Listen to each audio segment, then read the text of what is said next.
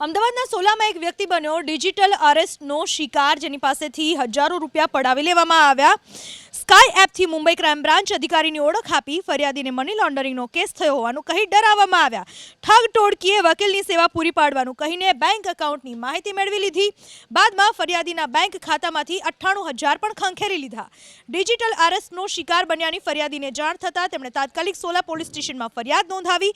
ફરિયાદના આધારે mastermind Prince Ravipara, Tanvir, Jayamingiri Goswami અને સાહિલ મુલ્તાની નામના આરોપીની ધરપકડ કરી લેવાઈ।